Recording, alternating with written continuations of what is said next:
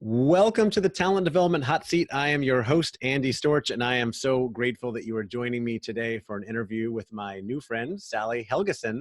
And Sally is a celebrated author, international speaker, and gold standard women's leadership expert. Her latest book, How Women Rise, Break the 12 Habits Holding You Back from Your Next Raise, Promotion, or Job, was co-authored with coaching legend Marshall Goldsmith, and it examines the behaviors most likely to get in the way of successful women. As a speaker and consultant, Sally's mission has always been twofold. She helps women to recognize, articulate, and act on their greatest strengths in order to enhance their careers and increase their value to their organizations. And she works with senior leaders in companies and partnership firms to instill more inclusive practices at the highest levels. Sally is author of several books and has worked with many companies around the world.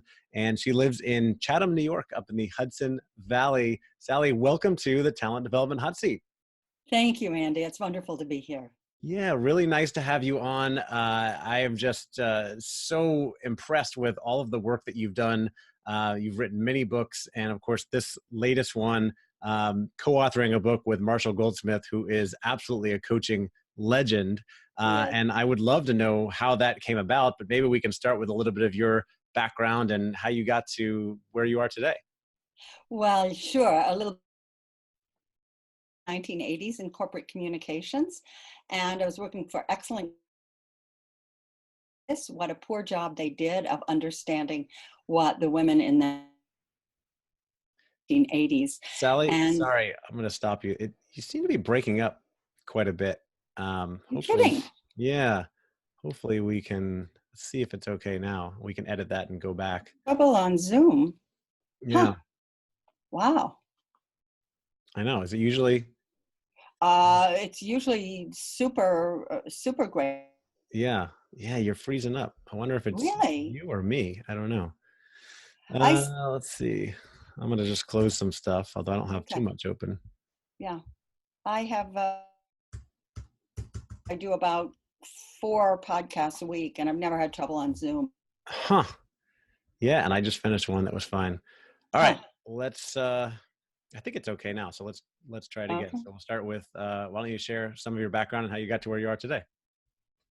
Yes, well, Andy, just briefly, in the 1980s, I was working in corporate communications, and I was working for some excellent companies, but none of them seemed to have a clue as to how to use the talents of the women that were in them, myself included.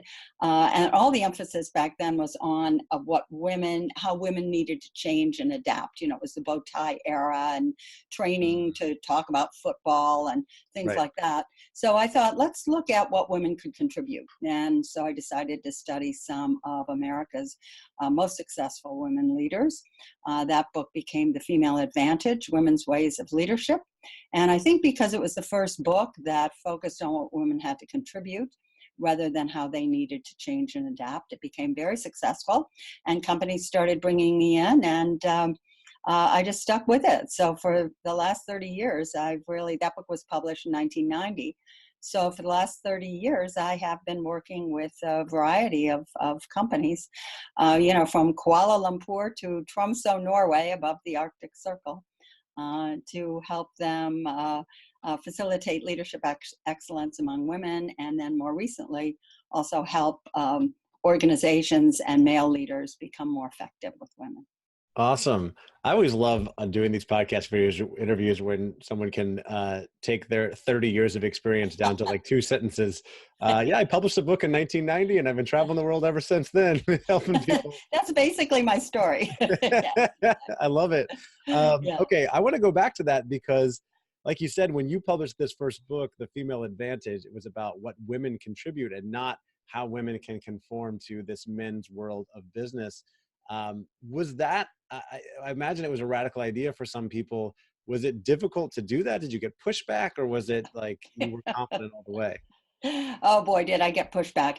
Yes, I got pushback from women. You're not helping, we need to adapt to what's out there, especially a lot of women who are in the academic world, the work that was going on then. And then companies were pretty baffled by it.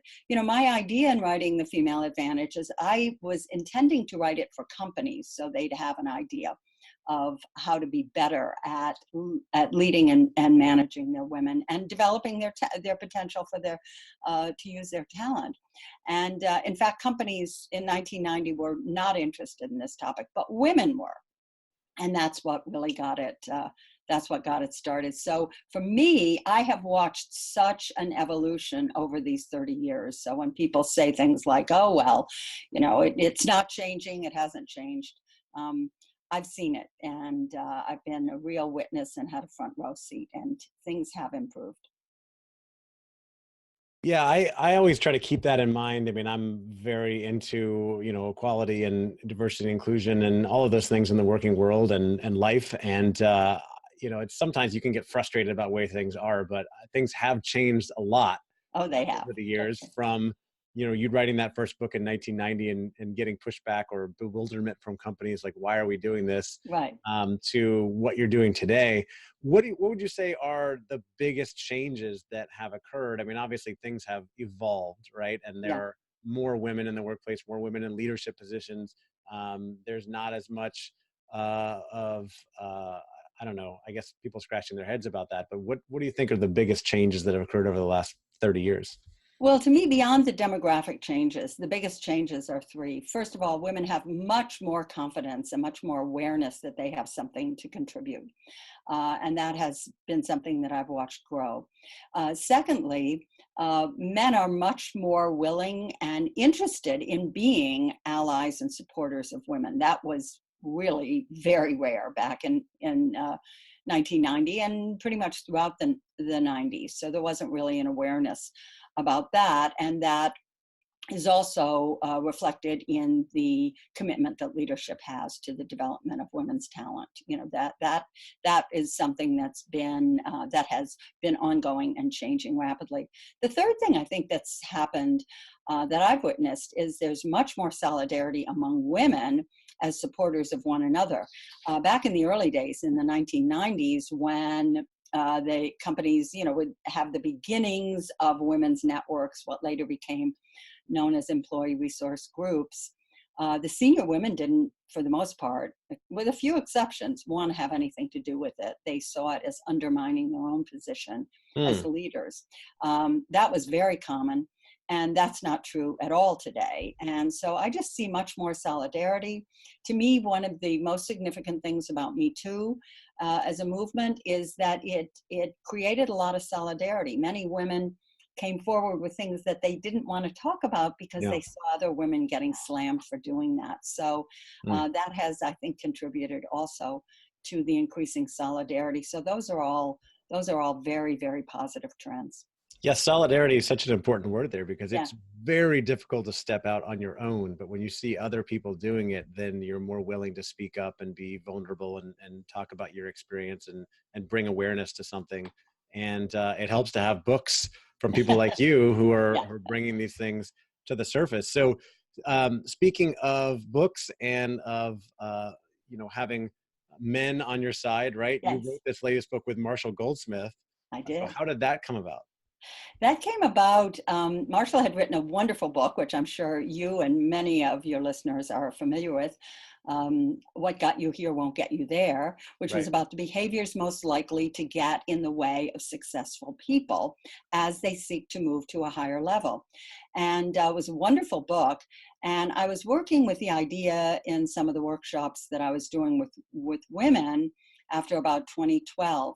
And what was very obvious to me was that even though the template, the idea that behaviors that served you well could become problematic as you moved higher, even though that template was exactly right when it came to women, some of the behaviors, many of the behaviors that Marshall focused on were clearly drawn from his very male-centric client base as a coach. Mhm. He coaches mostly male CEOs. And so I went to him. We've been friends and colleagues for over 25 years. I went to him and said, this is such a great idea, but I don't think the way you phrased it is always being that helpful to women. let's look at some of the behaviors that are more likely to get in women's ways. Marshall had things in there like learn to apologize, and as we know, many women have no trouble apologizing, even Right. for A lot of men opening might the have door. trouble with that, but a lot of women don't, right? Women will open the door and say, I'm sorry, and say it to the door, or whatever, it's Women and Canadians, right? exactly. Yes, Canadians do. So I said, let's look at some of the behaviors most likely to get in women's ways, and adapt your template and put that out there. And with Marshall's support, we got a fantastic contract and lots of attention. And the book has, become a bestseller in unlikely places like Japan. We sold Mm. Mongolian and Indonesian and all these Turkish, all these rights that I've never sold in the past. And so we're really going great guns with it since it came out in April 2018. That's cool. And do you Yeah. think, obviously, having Marshall's name on there is going to be helpful anywhere because he's a legend in the industry. Yes. But thinking about a book like that becoming published and popular in male-dominated societies like Japan and developing nations, was it helpful to have his name on there? Do you think that played a big part in it? I think it certainly played a part in getting a lot of attention, Hmm. not so much from the media, but from companies. Um, in Japan, we were fortunate to have Nikkei as our publisher. And Hmm. one of the things that's been interesting to me is that some of the countries that have acquired this are bringing me over to do media launches and tours. I'm going to Brazil, I'm going to Turkey, I did Cool. Japan, I may go to Korea. It's pretty interesting. So there's they're having Marshall's name means that considerable resources, more than I would probably have got poured into the promotion of the book. And then he's also a genius at promotion, and Yeah. so that was very, very helpful as well. Well, that's great. And I don't know, Marshall Goldsmith, but credit to him to listen to you and Oh say, yeah. you're right. This is more male centered. So let's write something that will be helpful to women.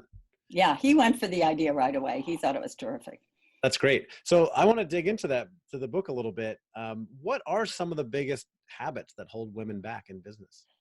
Okay, I think that they sort of fall in a couple buckets, but there's a whole series of habits around being reluctant to claim your achievements, feeling that, if you talk about your achievements, people are going to perceive you as too aggressive and too assertive. And as a result, another behavior in the book we really focus on is expecting others to spontaneously notice and value your contributions without having to bring attention to them yourself. I've been aware of this for quite some years. I did a study for a group of partnership firms, and I interviewed women partners. What are the women who are coming up? What are they best at? And where is their biggest challenge? And what I heard over and over was what they're best at is doing high quality work. What they're worst at is making sure that especially senior leaders understand the quality of their work and their contribution. And when I'd ask the women, are you good at that? The women coming up, most of them would say, no, I'm not good at it. If I have to act like that jerk down the hall to get noticed around here, no, thank you. Which is a very either or way of looking at it. Or I believe if I do great work, people should notice, which, is true, but it rarely happens on its own. It's also making a connection by saying, if I speak up about what I did, therefore I am a jerk like this guy that I don't respect. That's correct. And it's not true. It's Right. not true. That person is probably a jerk on their own. Right. And they don't need your help. Yeah. And so, you need to find a way to do that. It's very important as career development.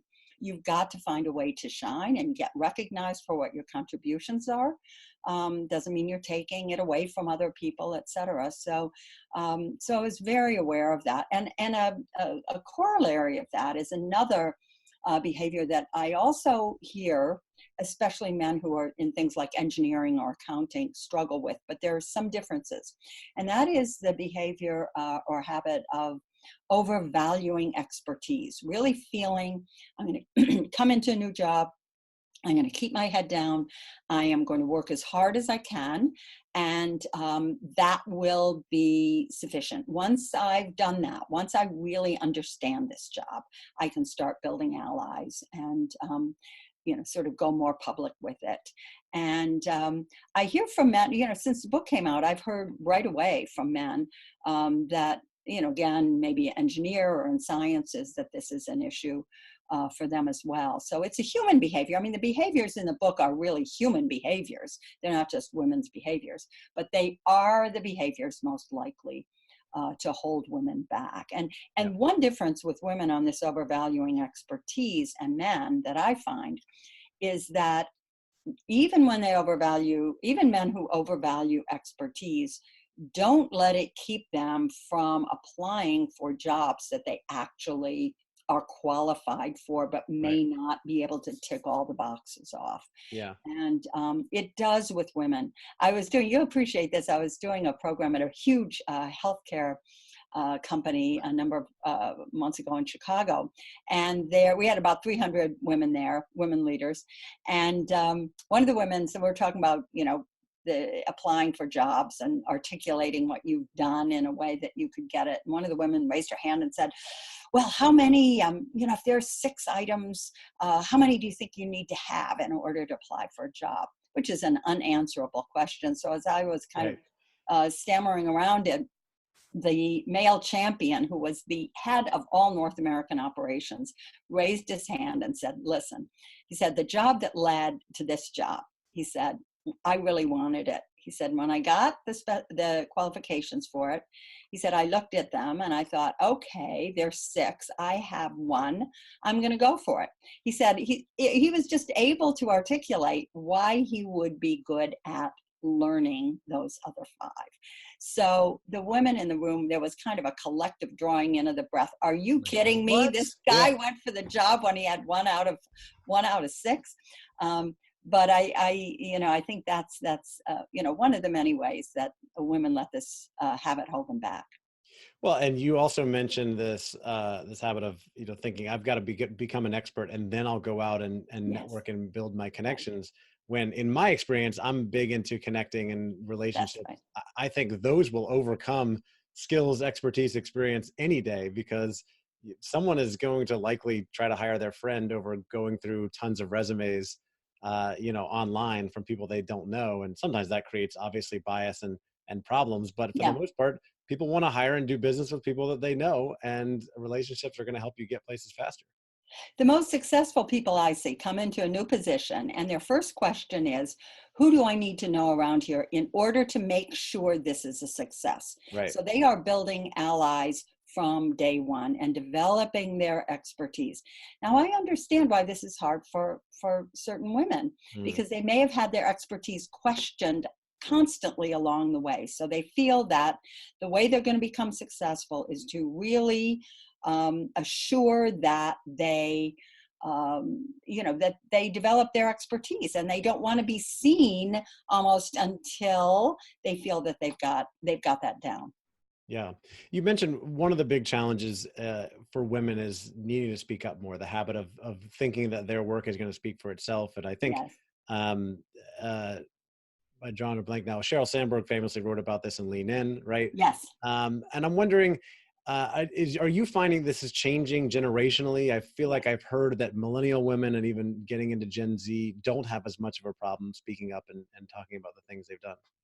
Yeah, I hear that from millennial women. I think that they've gotten the message that the sort of double bind is not doing them any favors. I mean, women often articulate the idea of a double bind. Well, when I don't talk about myself, I don't get noticed. When I talk about myself, I'm identified as too ambitious or too aggressive or too much all about me. Mm. And I do hear this from millennial women, that they're less, say, hobbled perhaps by that fear of how they're perceived.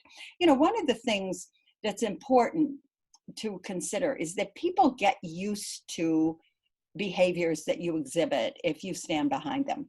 I remember once, some years ago, I was in a meeting and I walked out of the meeting, and the most senior guy in the meeting turned to me and he said, well, you certainly don't have any trouble expressing an opinion, do you? in a very sarcastic, pretty nasty way. And I said, no, I don't. I don't. And so he was surprised at that. You know, I didn't apologize. I didn't back off. Right. I just said, no, I don't. But it wasn't offensive either. Yeah. And so I heard him about a month later talking to somebody else, and he said, "You know what I like about Sally?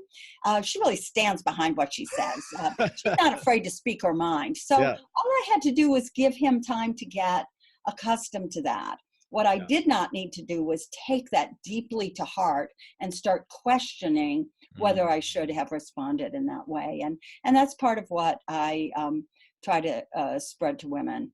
And I do believe that what I've noticed is women come now to a understanding of certain of these things much earlier than they did 20, 30 years ago, even 10 years ago. So I think we are seeing a generational shift, and it's very positive. Yeah, as one of the other habits, I would imagine a habit would be internalizing some of this stuff too much, right? Oh, yeah. Hearing something like that and then getting, really stuck in, well, does he respect me and should I Right. speak up again and that sort of thing? How do you help people with that? Exactly. Well, that's ruminating. That's what we call in the Mm, book the habit of ruminating. And it's a very hard one to get over. But what you really have to do is learn to forgive yourself for being human, and also not have a shame around the fact that people may question what you do. Find people that you can talk to and be honest with and say, I really feel like I did myself no favors with this guy. And, most of the time people will say pretty much so what.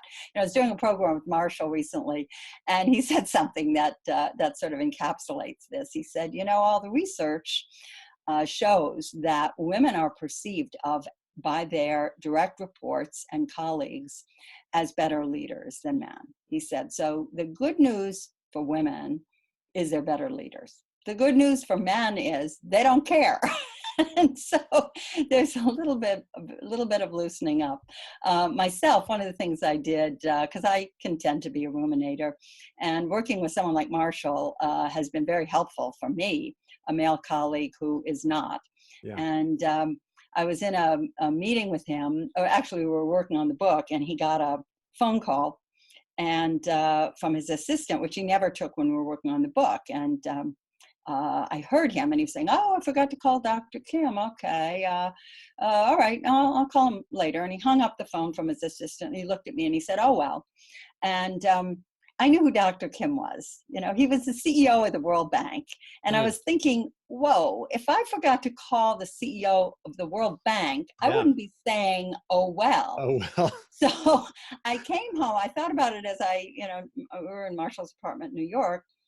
I thought about it as I came home on the train. And when I got to my desk, I put a big banner over my desk that said basically, "Oh, well." Oh, well. And when something gets screwed up, I really walk over, I look at that banner, I think Yeah. of him, and I say, "Oh, well," and let it go. And it's hard, but like any behavioral change, it Mhm. becomes a habit. Yeah, I'm with you. I have developed that habit. I think that ruminating and getting caught up in mistakes or bad things that happen, even they're outside of our control, that's something that everybody does, men and women, Yes. right? Yes. And through my own practice of meditation and mindfulness over the last 3 years, consistently, I've developed that kind of mindset of, oh well, as well. Obviously, we have to learn from our mistakes, but when Yes. things happen that are outside of my control, oh Yeah. well, let's move on. And Exactly. because there's no point in sitting there getting all upset about it. Just take the next action that you need to take. What do you work with companies, right? And Yes. I imagine a lot of them are looking for ways to help women move into more leadership positions. What's the biggest things for companies that is the roadblock that's holding them back from getting more women into leadership positions, and how can they change that? Well, I think three things. First of all, some of it is cultural, and cultural includes things like old boys networks that exist, or people favoring working, what you expressed earlier, people favoring working with people that they're familiar working with. Right. And so it's not even necessarily unconscious bias, which is a concept I have some issues with. It can just be how things are. So I think those kinds of cultural things, and also in culture is certainly expectations that women shouldn't be too ambitious or things like that. So I think that there are definitely cultural expectations that you need to bring awareness to. Some of it is structural. The workplace was indeed designed by men for men, and we're still struggling with a bit of that industrial heritage. And how do we figure out? And this is an issue increasingly now for in the younger generations, men and women. How do we create a workplace that people really can make a contribution? Hmm. And I think it's interesting. One of the ways in which, to me, this structure really shows up is in companies, the presumptions about what a career path should be shaped like. And one of the things is women will often take some years out of the workplace and then come back. I read the most fascinating statistic recently that among knowledge workers, this is a US Labor Department figure, among knowledge workers, the fastest growing segment of the workforce is women over 55. Hmm. And the fastest growing subgroup of the workforce is women over 75. So Really? these are knowledge workers later in their career, so more moving into leadership roles. And there's actually a decline in male participation after 55, again, among knowledge workers. So I think what, to me, that's demonstrating is, career paths don't need to look the way they used to look. People make contributions longer, they're part of the workforce longer, and we need to think about leadership in that way. Yeah, it's interesting that you mentioned that. I think about that a lot, and in fact, just this week as we're recording this, I saw that Josh Bersin wrote a piece about how the fastest growing segment as a percentage of the workforce is people over 55 because they're Yeah. staying in the workforce longer. They're not retiring like Yes. they used to. People have a different sense of the word retirement, and I think what you're talking about Yeah. is the fact that a lot of women take Right. time off in the middle of their career, right? Whether it's a few months or a few years because they're having children, or Right. they take on quote unquote lighter roles, right? An Exactly. internal role. They used to be in consulting or out in the field, and now Right. they're taking on something that's less travel. But then their kids get older and they want to get back into it. Our company's getting better at managing those transitions, and because you've got essentially a really valuable resource in a woman that has the pedigree and the experience that maybe took a step back for a little while, and you want to be able to leverage that, right, to grow your company. That's exactly right. And I think this is something that some companies are doing a fairly good job with it. A lot of companies still don't quite get that. They still have this very industrial idea of what a career path is supposed to look like. So that's a structural impediment. And by the way, in terms of what Josh was talking about, virtually all that growth in over 55 is coming from women. Hmm. It's not just a more generalized trend. But so I said that there were three things: cultural and Right. structural. And a lot of the culture is also around, how talent development is done. There are lots of, policies, procedures, ways of assessing performance, et cetera, that come under the cultural bucket. But I think the third is really some of these internal barriers that Marshall and I have been looking at in how women rise. And there are ways that women have continued to hold themselves back. And one of the reasons that I wanted to publish this book is that those can inhibit women from having an influence and moving into leadership roles. And the more women have an influence at a leadership level, the more change we're going to be able to make in terms of culture and structure. So that's why I think it's really, really important. Yeah.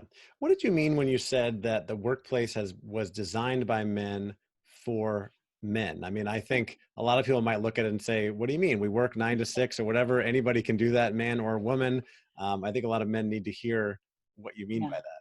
Well, if you go back to the, say, looking the post-industrial, in the industrial era, it was one thing, but the sort of post-industrial era after World War II, when the modern corporation as we know it really came into crystallized being, the idea was, the expectation was that that your career path would look a certain way. You would be totally dedicated to the company for a period of time, and life would basically be divided into three segments: adult life, learning, work, and retirement. And so, it was very sort of industrial and cookie cutter and one size fits all. And part of that presumption is, in those 40 years in which you are contributing your labor to the workforce, someone is at home taking care of the kids. I mean, that's just, it's a Right. complete division of labor. And that's no longer true. And yet, certain policies and expectations in organizations still reflect that.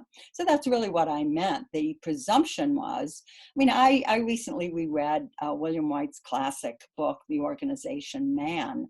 And it was so fascinating because it talked about executives and their wives. The role of women in this book was solely as wife. And the absolute presumption was that leadership was a male activity.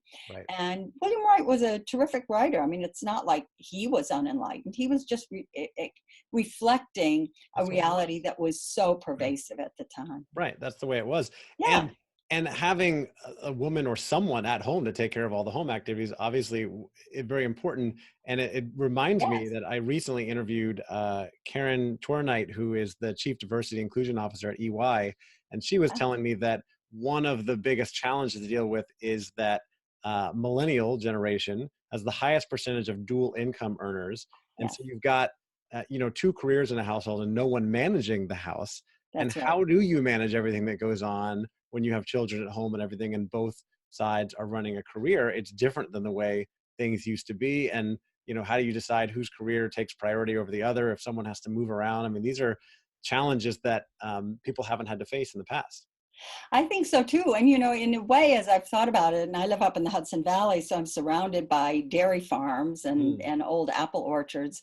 But what we see is the way you have this sort of farm couples making their decisions about the division of labor at every stage.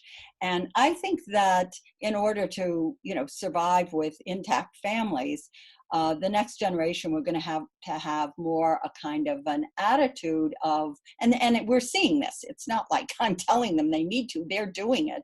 Well, we're going to favor his career for these years, and then my career for these years, and you're going to have to make those decisions. So couples will be yeah. really working shoulder to shoulder to design what their work and what their family looks like, rather than in the industrial era when you would just kind of slot into what was expected. Right.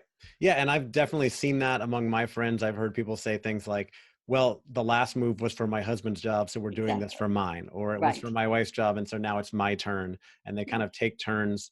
My wife and I are developing a life where we both hopefully work on our own and from home, so we don't have to move Yes. around for anyone else. But everyone gets to design. That's the cool thing, design their life how they want to run it. I want to go back to something else you said, which is that you have an issue with unconscious bias, or at least people do there. So what is your issue with unconscious bias? I think that I don't, many companies decide they need to do something in terms of their leadership, and they don't know what to do. And in a way, the only thing out there is so-called unconscious bias training. And the idea behind most unconscious bias training, as I've seen, read about it, and heard from my clients, is essentially you work with people to try to raise awareness of where their implicit biases lay. Now, the idea, I guess, is then once they recognize that, they'll be able to somehow automatically Yeah. behave They're differently. saved. They're changed. Right? Yeah, Yeah. exactly. They're saved. I had my moment. Yeah. Um, and in my view, and I think I could speak for a number of colleagues, Marshall included, people, in my experience working with people tend to change their attitudes and ideas based on new ways of acting that get them different results. So I think it is much more effective, rather than trying to dig down and identify where people may have biases, to teach them behaviors, certain behaviors that will get a different result. Often, I find this working with men when I do leadership groups on building a more inclusive culture. You'll find men of great goodwill who have no awareness that a certain thing they're saying, where they're speaking, a sign on their desk, be brief, be brilliant, be gone. Oh, really? You think that could be intimidating? Yeah, I think that could be intimidating. You'll hear stuff like this. So there's some really easy tweaks you can make Yeah. in terms of your behavior to Right. begin to get different results, and then maybe your attitude will change. But I think we've gotten overly concerned with rooting out certain attitudes rather than focusing on how do these manifest as behaviors. Let's keep it simple and not try to reconstruct the human personality. And I think it creates a certain amount of backlash, because most people don't automatically say, thank you for pointing out that I've been a jerk in my Right. life. It's Yeah. just not a natural human response. So I hear a lot of that. And I hear from clients that they'll roll out these extensive training and they don't really have a real impact. So I'm not Mm. arguing against it. I don't think it's a terrible thing. I just think we need to look at it more broadly, and that a behavioral approach would probably be more effective. Yeah, no, it makes sense. And I have talked to people about this, and I look at it from my own perspective, that even though I'm very aware of this stuff, talk to people all the time, I catch myself in my own biases Yeah, because it's natural. It's part of our yeah, personality, right? I think Malcolm exactly. Gladwell has written about this. Yes, Other people have written about it, that you can't just get rid of it by going through a right. training. You're like, I'm not going to be biased. Exactly. And I think, what you and I were talking about before when you were talking about mindfulness and meditation, Hmm. that one of the things we really understand is that the brain changes as you practice new behaviors. Hmm.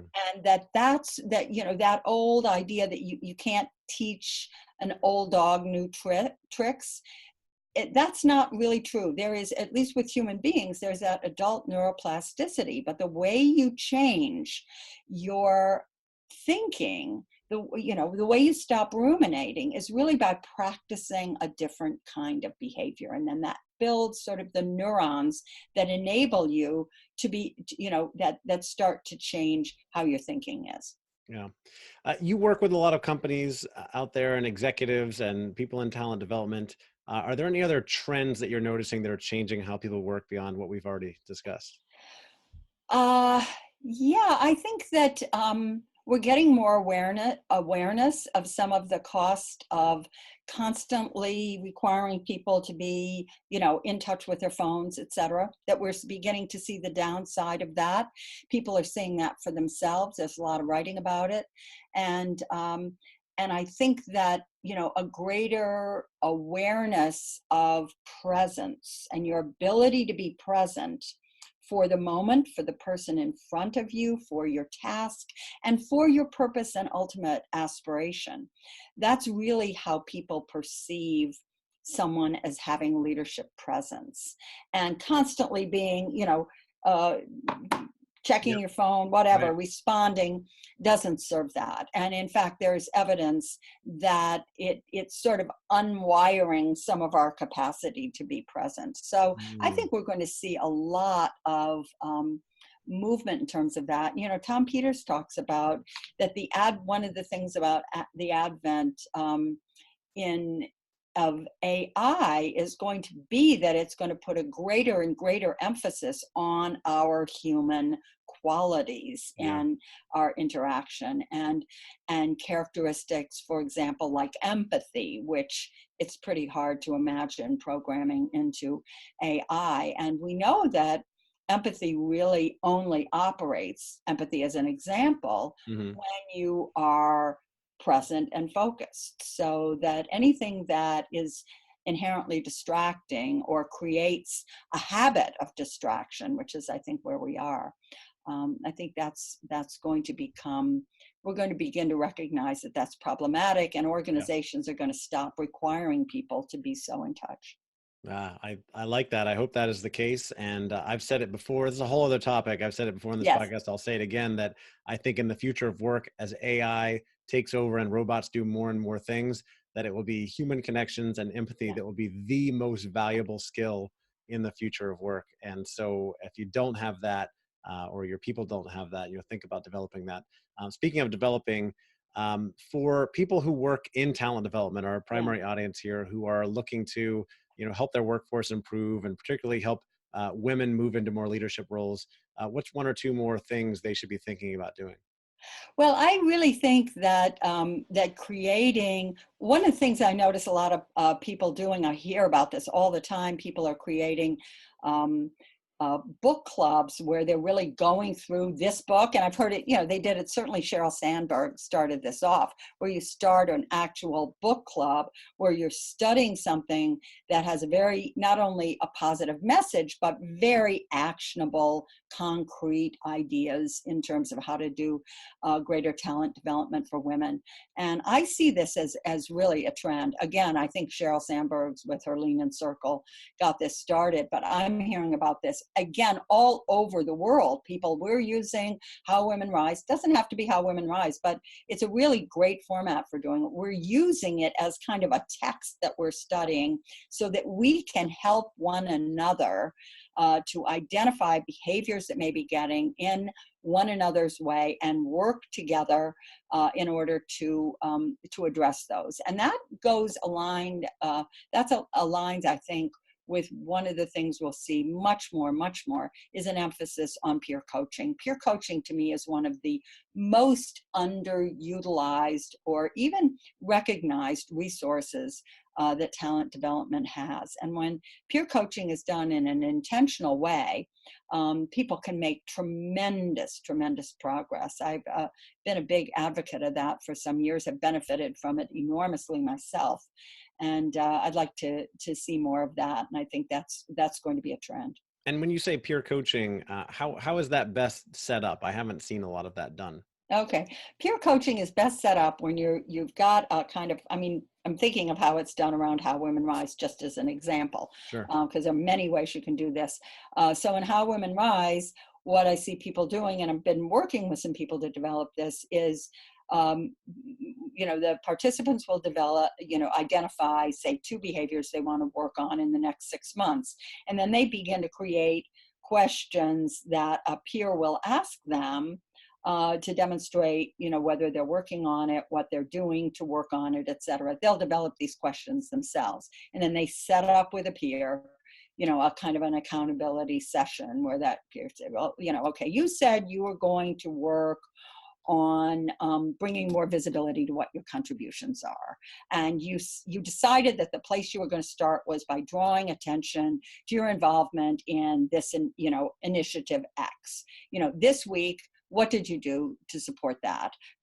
Or how, maybe did you backslide? So really holding one another to account in very specific ways, not sort of general, like, how was this week? How are you doing? Are you doing better? Not that kind of stuff, but really having these kind of daily questions Yeah. or weekly questions so that you can hold one another to account. Coaching is such a powerful tool, Mm, but it's an expensive proposition. So peer yep. coaching to me that's guided and where there's plenty of debriefing and kind of professionally overseen Right. is one of a very useful way of spreading those benefits to all levels. Yeah, I've seen the power of that as well. And of course, I'm a big fan of coaching, whether it's professional coach or Yeah. training your people on how to coach managers to Yes, coach their direct reports and people to exactly. coach each other. And like you said, check Yeah. in on specific things. You're reading the book together. Hey, we learned about XYZ. We learned about the importance of speaking up and talking about the things we've accomplished. Have you been doing that lately? You said you were going to do XY. Have you Right. done that? And holding each other accountable to help push each other to succeed more. Have you built or thought about creating a training around this to bring into Yeah. companies? I mean, I think that people are probably going to hopefully read this book together, but they'll probably be looking for more. Yeah, that's one of the things I'm involved in now. And in fact, I'm doing a big train the trainer in Tokyo on September 2nd. So I'm going to be developing the materials for that, and then looking at how we can begin to adapt that, and Cool. develop certification and training, because I think there's just so much value for both coaches and trainers Sure. in this, and also helping people. With the peer coaching, it can be very informal. Hmm. I'm trying to get better at speaking up in meetings. You've been in this, you're going to be in this meeting. Would you just take a look at me? Just see if you feel I look comfortable Right. doing this. Is what I'm contributing of value? If you give me any feedback on that, that would be really helpful. So just Right. getting in the habit of engaging other people in your own development has a tremendous potential. Yeah, I love that, and I love the idea of bringing the book to life in a training. I run a workshop that is based on the book Multipliers by Liz Weissman that was co-created with her, and I was Oh, sure. I just know. running I it know this this. week, and I love bringing the concepts in that book to life and seeing the light bulbs that go off and how people change their behaviors. So I look forward to Yeah. that, and maybe interested in getting certified if you allow men to Oh, learn as sure, of well. course. Yeah, that's great. As right now, I'm just doing the workshop myself, so it's a Sure. little tough to keep up with demand. Yeah, no doubt. That's awesome. Okay. So the book, of course, is again the How Women Rise, Break the 12 Habits Holding You Back from Your Next Raise, Promotion, or Job. And Sally, how can people get in touch with you if they want to reach out or maybe do work with you? Sure. My website, sallyhelgesen.com, has a contact button. My email is sally@sallyhelgesen.com, or connect with me through LinkedIn, where I'm active. Awesome. LinkedIn is the place to be. I'm It active is. on there as well every day. So, as I usually say to my listeners, if you're not connected with me on LinkedIn, please reach out and connect. Please reach out and connect with Sally and follow her as well. And Sally, thank you for coming on and sharing some of your experience and your wisdom and your advice with our audience. I really loved it, and I think our audience did as well. So, thank you again. Thank you, Andy. It was a real pleasure. All right. Take care.